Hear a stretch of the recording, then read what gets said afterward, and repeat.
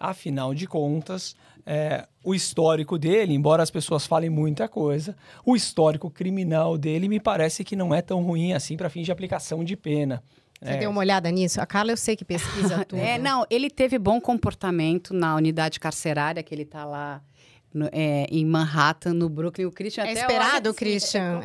Faz parte desse perfil? Olha, eu fiquei 15 anos dentro de presídios trabalhando. Os piores são os melhores presos. Então, estão individualizados. Então, estão institucionalizados. Então, um indivíduo institucionalizado, você vê, por exemplo, criminosos, abusadores de criança. Não vão abusar de uma criança que não tem uma criança perto. Você vê psicopatas, são os melhores presos. É o amigo da direção, do psicólogo, do médico, da enfermeira, da carceragem. São até carismáticos, né, Nossa. Christian? Manipuladores também. Nossa, total. Então, obviamente, o padrão esperado é que ele tenha um bom comportamento. E ele está sendo instruído também pela defesa. Olha, vamos se comportar. A única vez que ele reclamou da comida, que ele falou que a comida não estava boa. Enfim, não sei o que aconteceu. Mas, gente, a comida do sistema carcerário. Lógico que ele não vai comer a comida Não vai que ele estar tinha. boa, amor. Não vai. Não é Exatamente. pra estar tão boa. Mas, enfim, ele é um centro ali de detenção, porque ele não é um presídio ainda. Ele está Sim. numa penitenciária. Tem uma diferença aí, né?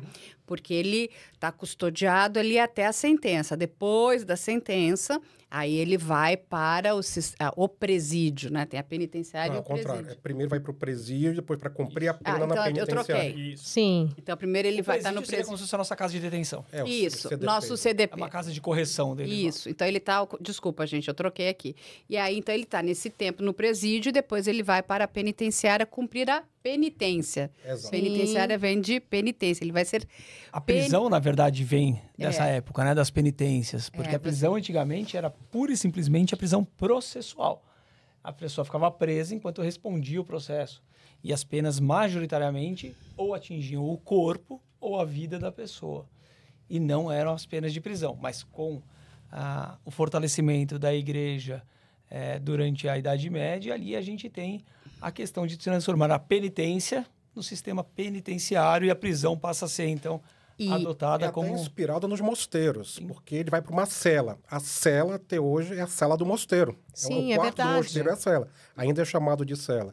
Então, a penitência, um monge, qualquer transgressão ali dentro do direito canônico, digamos assim, que ele violasse na comunidade, ele era colocado na cela dele, que era o quarto dele, lá ficava em penitência.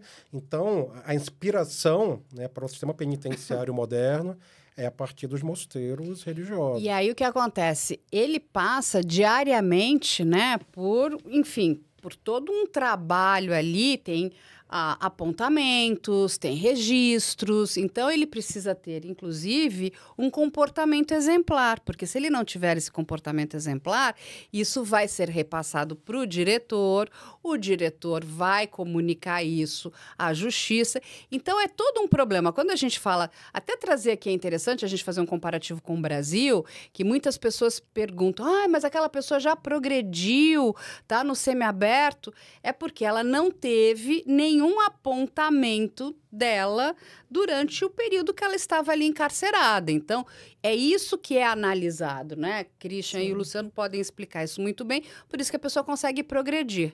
Alguns presos não progridem, por quê? Porque tem vários apontamentos. Que o nosso sistema é progressivo. O deles lá não, mas o nosso sistema é progressivo. No Brasil é assim que acontece. O bom comportamento pode levar no Brasil, a pena em progressiva. 1990, quando veio a lei dos crimes hediondos, tentou-se evitar para crimes mais graves a progressão de pena. Então,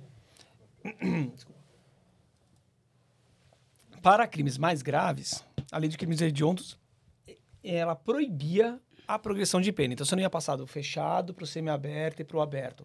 Regime de reclusão e penitenciária de segurança maior ou máxima, 24 horas por dia, para um regime semiaberto, onde você tem a possibilidade de trabalhar fora durante o dia e retornar para o cárcere à noite, embora não seja automático, precisa ter essa autorização, por isso que muita gente está no regime semiaberto e não sai, porque trabalha internamente. E o regime aberto, que teoricamente era para as pessoas à noite irem para casa de albergado, mas como a gente não tem casas de albergado praticamente na totalidade dos estados. Tem no Amazonas, em Manaus a gente tem uma casa de albergado, mas são muito poucas no Brasil. Eu conheço ela porque eu sou amazonense. Então, E eu comecei minha trajetória lá em Manaus, muitos anos atrás. e aí o nosso regime aberto virou prisão domiciliar. E funciona lá, casa de albergado.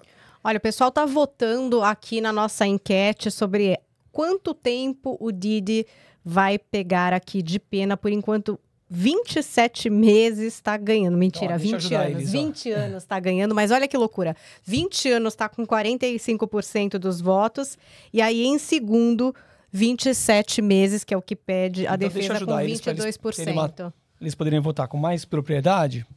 Qual que é a regrinha que o juiz vai fazer? Então ele vai pegar esse relatório social. Tá, aqui tá tudo check, previsível. É o que onde tinha que A ser. defesa e a promotoria participam com seus argumentos até que vai vir um relatório feito ali do sistema. O juiz vai estabelecer aquilo que a gente teria ali como se fosse uma pena base, o nível base da pena, que nem a gente faz. E para estabelecer essa pena base, o que ele considera? Qual o crime praticado? Eita, que até a luz apagou. Opa. Será que isso foi um sinal aquelas loucas? Não foi. Foi Estamos só aqui. encostar ali. Tá tudo bem, gente. Tá tudo certo. Aí ele vai estabelecer o nível base. Ele Tá. vai pegar o crime que ele foi condenado, a lei, né?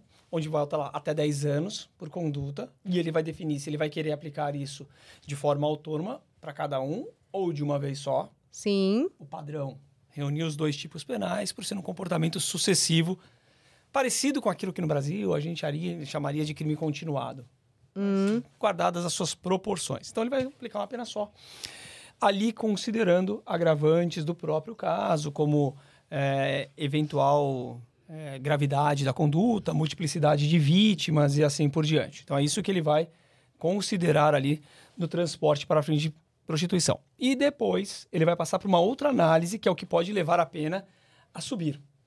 O que Sei. pode levar a pena do Didi subir? No caso da lei americana, de acordo com os guidelines que estão lá, a gravidade do crime. Lembrando que ele não vai poder considerar na gravidade do crime aquilo pelo qual ele foi absolvido. Sim. Como ele foi absolvido na RICO e como ele foi absolvido no tráfico sexual, é muito difícil se o juiz pegar e considerar fatores como a coação daquelas mulheres, a violência naquelas mulheres, porque ele vai poder considerar o transporte para fins de prostituição, de exploração sexual, mas não como essas pessoas foram coagidas a estar ali. Difícil, né, de dividir Difícil. isso. Aí ele vai considerar também se há um risco de fuga. Se houver um risco de fuga, ele pode majorar a pena dele ali também. E considera um fator como, por exemplo, uma influência financeira, né? Qual que é se isso seria algo que pudesse ali aumentar esse risco de fuga dele ou de se Bom, furtar. influência a financeira ele aplicação da- tem, né, Carla? Muita. Tem muito Então, dinheiro esse ainda. Ainda Pode tem. ser considerado, né? Aí a gente passa por um outro elemento que seria um elemento muito próximo nosso da reprovação da conduta que está no artigo 59. Ele vai olhar a necessidade da pena, a necessidade da punição daquela pessoa, o quanto a sociedade espera a punição daquela pessoa para dissuadir outras pessoas de praticarem o crime e proteger a própria sociedade. Tá. Então, são elementos que são considerados e são colocados na ponta do lápis ali pelo juiz até que ele vai chegar na pena dele, né? E tem um fator americano que é extremamente importante que nós não fazemos aqui no Brasil, mas lá eles têm que considerar sempre, por conta de uma regrinha constitucional deles, de que a pena não pode ser cruel e muito menos inusual. Isso é uma regra constitucional deles, é um princípio constitucional deles. Tá. Então, a partir disso, ele precisa ver quantas outras pessoas estão recebendo de pena de acordo Com o mesmo crimes crime. similares. Então, ele vai olhar outros casos similares, os precedentes. Lembrando que nós estamos numa common law. Então, ele vai olhar os outros precedentes para chegar e verificar, não, a pena do Didi está sendo proporcional ou não para quem foi condenado com base mesma nessa lei. coisa. E aí, desta forma, analisando tudo isso, ele até pode ficar longe, se afastar desse padrão ali, desse mínimo que foi estabelecido. Mas aí ele precisa justificar muito bem com base nesses outros fatores. Por isso que se eu tivesse que botar minhas fichas, vem algo ali intermediário entre a defesa e a acusação, considerando o cumprimento parcial da pena dele aí de Olha,